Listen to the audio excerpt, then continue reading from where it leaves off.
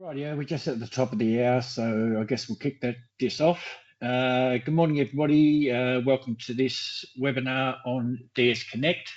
I've done this webinar in, I think it was about October last year, so a lot of the ground may be very familiar to a lot of you, but basically we've had some new features released in dsCONNECT, and we think it's probably worthwhile to just do another run through what the product is and how it operates. So firstly, what I've got on the screen is the dsCONNECT workflow. This is a page from our knowledge base available to everybody. Basically, if we just work through this diagram from left to right, the cloud database over here represents the client's MDS. Then the API resides on the Datashed web server, and that is the interface which the dsCONNECT application over here uses to talk to the MDS. It then downloads the data from the SQL statements that are configured within the dsCONNECT layouts. And it actually stores the results. It writes those results into a local database, which is a SQL Express instance that can be on the user's workstation or preferably on a company server where all other third-party users, such as geologists, mine engineers, surveyors, they can use their third-party apps. So ArcGIS, Leapfrog, iGas, Micromine, MineSite, Serpac, Vulcan, whatever, they can connect in using an ODBC connection from their software directly into the copy of the data on the local SQL Server Express. While we're talking about the API, it's probably worthwhile noting that the new historic assay loader now works through the API as well, and that'll go straight through to the MDS for uploading historic assay loading assay files. dsCONNECT itself can also produce file exports. It can produce CSV exports, Excel workbooks, and access database. Now let's dive in and have a look at dsCONNECT and how it has changed over the last few months. Basically, the functionality is still the same. The big change, which we will get to shortly, is we can now choose a time, AM or PM, where we get the scheduled refresh to actually run. So that is a major step forward. I'll go through that in more detail very soon, but we'll actually go through the dsCONNECT application. When we get to the schedule, I'll go into more details on that. When you install, or when you have dsCONNECT installed, the first and most crucial thing that you need to do is you don't need to come into the settings tab as such and click on view, edit, environment configuration, because this is actually part of the installation and configuration process. But the two pieces of information that you do need to get the DS connection going is it needs to connect back to the MDS via the API. So we need to have the URL for the server that we're going to connect to. And that could be, if you don't know how to get that, you can actually get that by contacting IT through the service portal. And the other thing you need is the API key. If I click on show API key, you can see it's this big, ugly alphanumeric. It actually stores the Datashed user credentials, and it stores the database with which to connect to through this URL connection.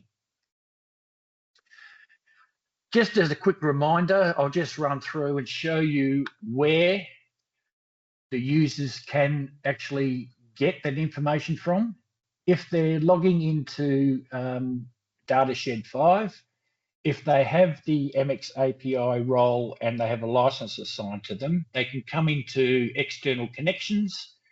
This top button here, if the API role has been assigned to them, that will show the key there, but it's hashed out and you cannot read it. If you click on this button here, it'll rotate the key. If you rotate the key, the previous key will be invalid immediately and the new key will take priority. You can only have one live key at a time.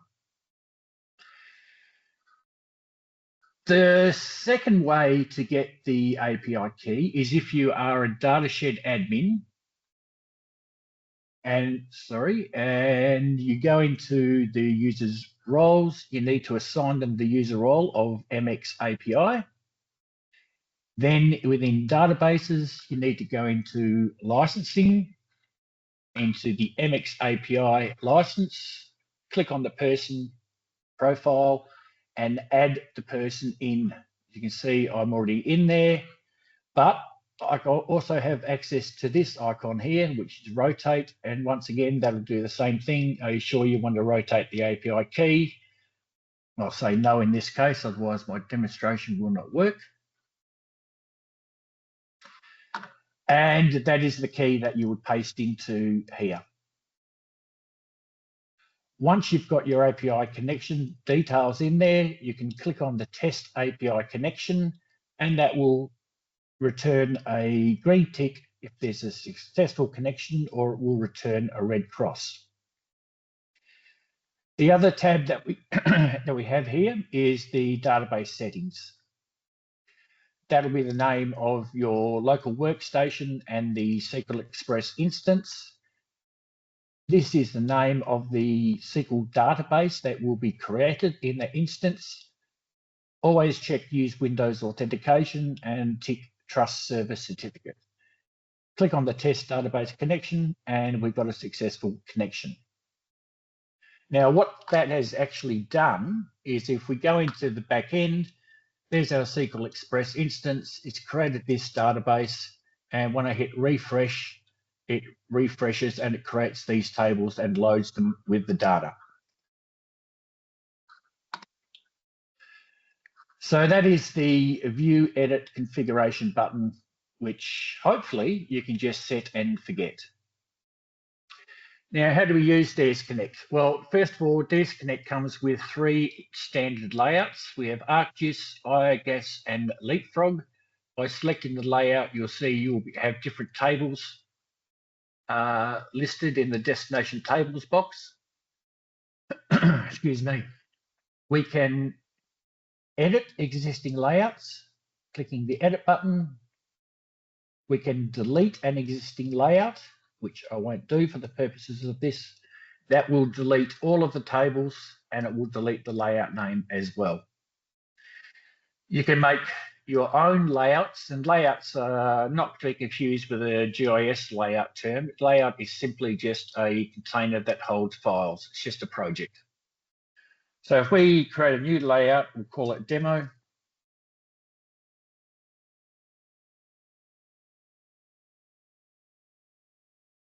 Click OK. We get a success message, and now it says it selects the layout that we've just created, and we've got no tables there. So we'll just add a new table. I'll just call it DHCOL. And then we need to put in the SQL query, which I have one sitting right over here.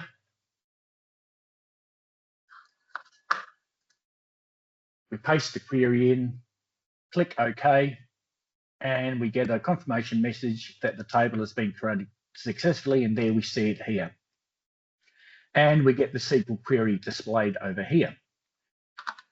While we've talked about SQL queries, there is a couple of mandatory fields that we currently have in every SQL select. Every statement must contain the Dataset field. The reason for this is in Datashed admin, users can be granted access or denied access to projects and to data sets. The dataset field is required in these SQL select statements so that we can honour that admin permission configuration. There's another field that is compulsory, and I'm just searching for it right now. It's the load date. Here we go, load date.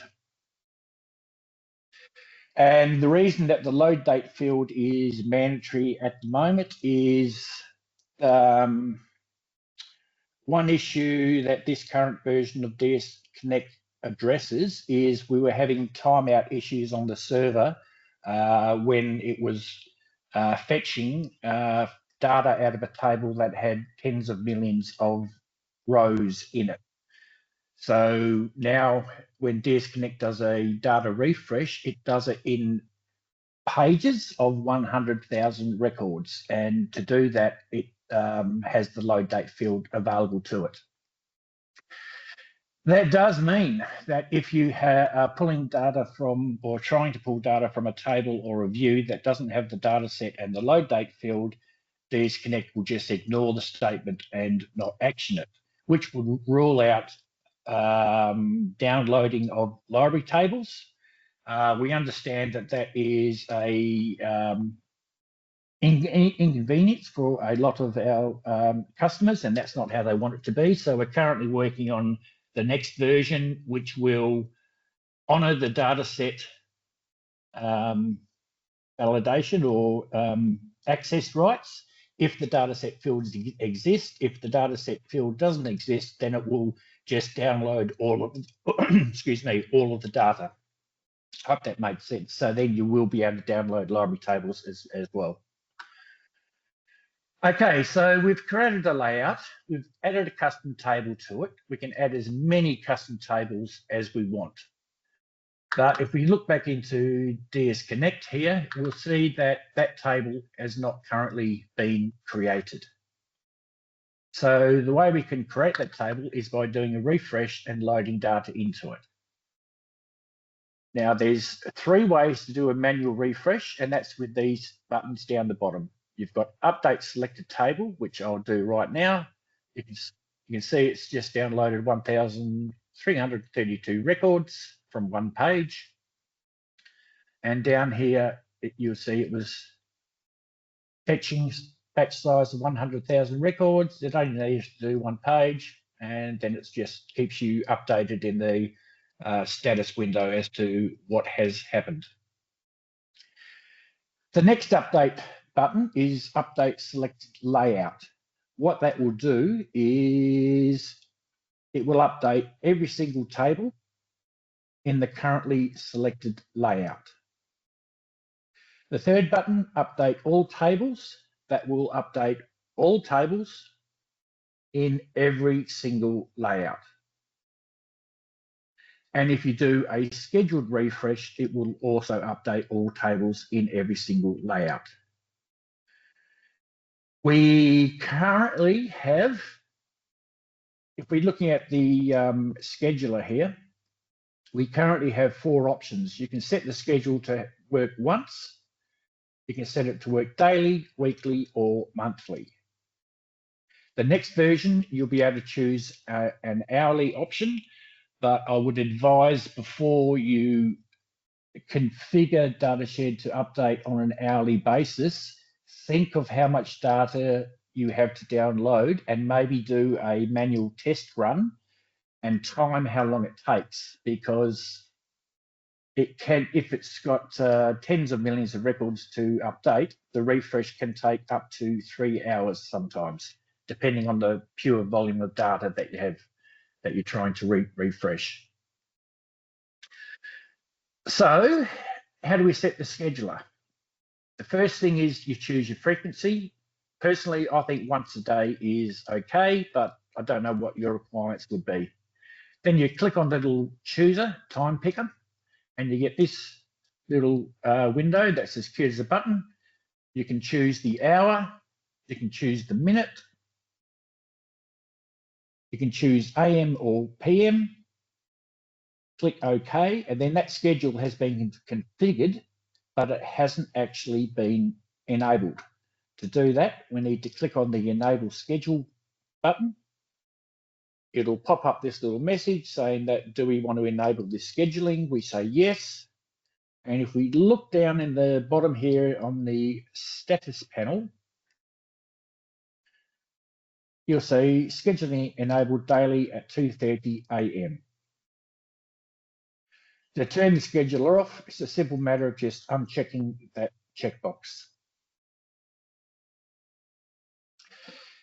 Now, once you've got your tables all refreshed and all the data's in there, and basically what that will do is will give you these tables, and it doesn't matter how complicated the select statement is, it'll store the results in a flat table. There are no primary keys, there are no constraints, there's no indexing. They're just dumb tables, dumb flat tables. And the advantage of that is in dsCONNECT, you may have queries with complicated joins, you may have pivots in there, and what that's going to do is store the results in a flat table so that when your colleagues join in using a different application, they're pulling data from flat tables, and that'll be the most efficient and fastest method for them to be doing that. Excuse me, got a bit of a frog in my throat this morning. So once we've got all the data in there, and then all the other colleagues, they can connect using ODBC connections straight into the SQL Express database. But you may want to export this data to send out to an external consultancy.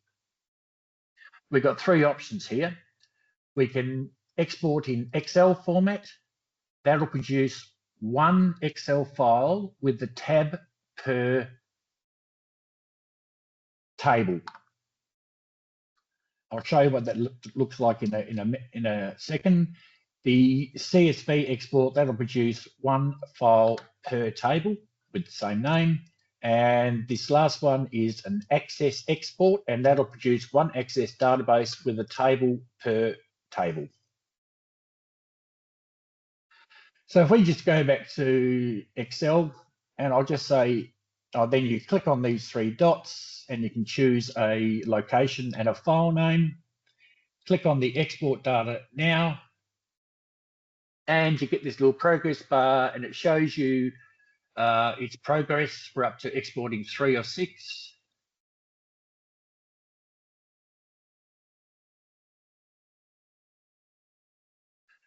Because this export is, okay, we've got 5 tables here, but we've also got the dsCONNECT table that we put into the custom layout that we created. That's why there's 6 tables to export. You see it's fully exported there. And if I pop back in, that'll be this file here. We just open that up quickly. And you see you get an instructions page. Then you get a tab per table that was in the dsCONNECT database.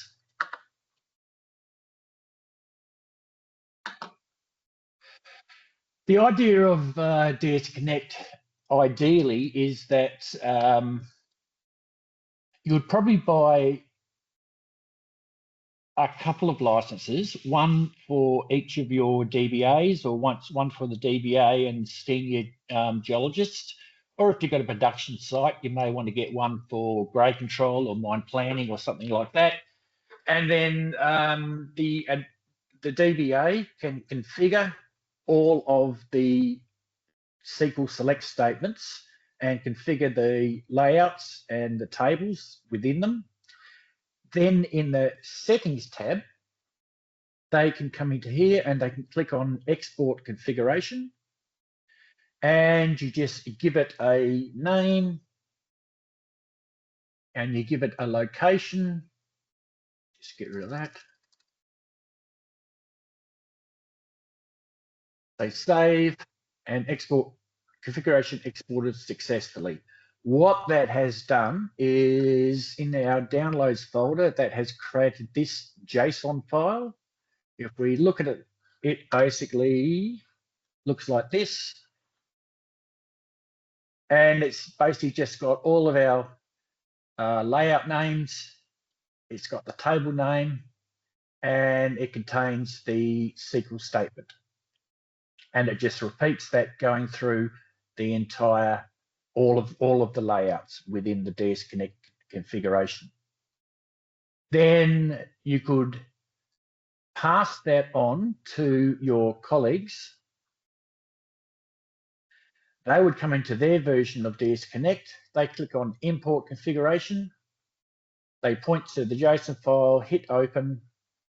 Now, this could be a little bit confusing. What it's saying is if you click yes, it'll merge the imported configuration with the existing configuration. So if there's tables in the import configuration that have the same name that are already in the existing DS configuration, it'll overwrite them and update them with the new data. If they don't exist, it'll just leave them. If you say no, it'll overwrite the entire configuration with the JSON file contents. And if we had any changes to see, we'll be able to come back in here and see them. But in this case, there are none.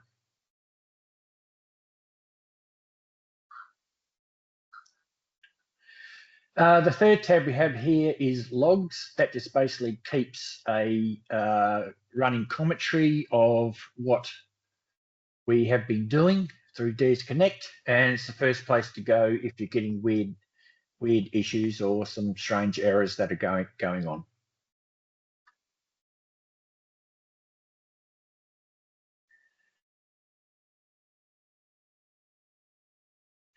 Once you've got existing tables, I kind of glossed over this part, sorry. We do have, if you do a right click, you'll get this other pop-up. You can view the details, you can edit the query, which will just put the query in here where you can actually type and overwrite things. Then you must click Save Query to commit your changes. You can rename the table and you can delete the table. Deleting the table will not delete it out of SQL Express here. That will happen at the next refresh. All it does is actually delete the table from within the dsCONNECT configuration.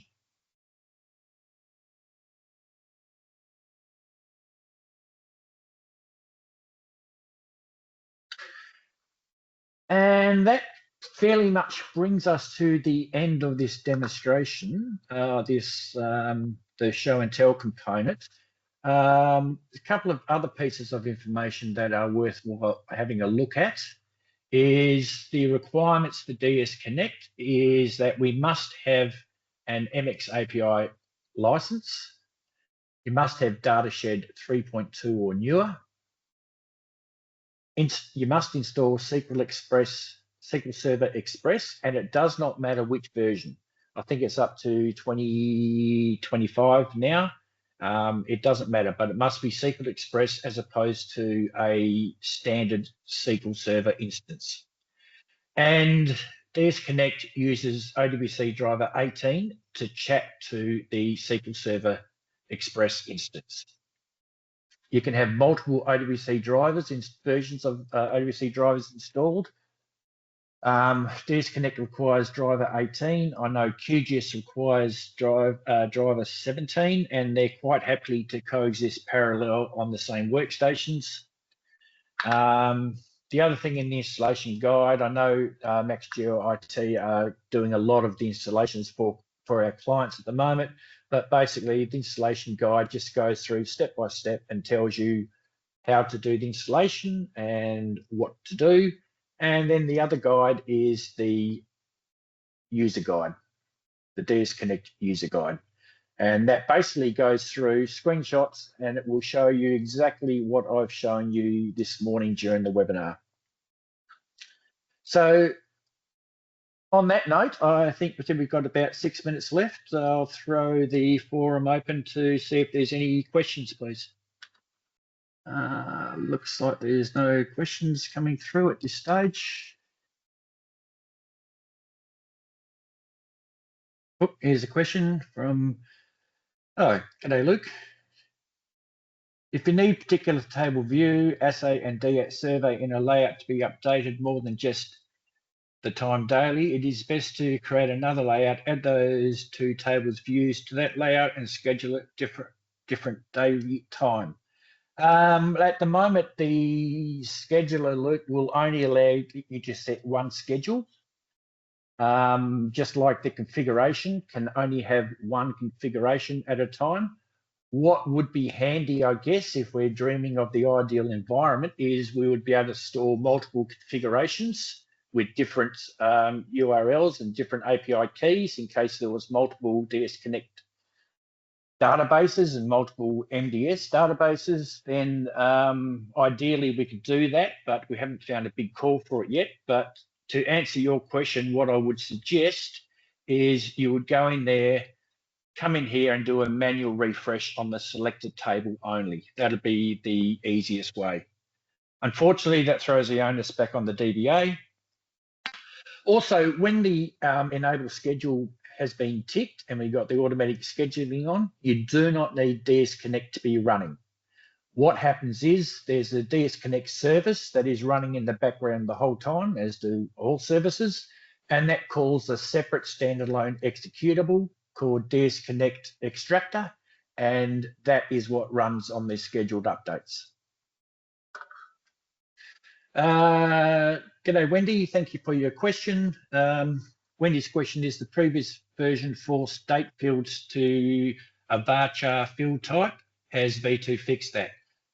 No, it hasn't, Wendy. The reason for that is that dsCONNECT has been written in Python, and Python and SQL aren't very good friends together. So it's really a constraint of the tech stack that we've been used in this case here.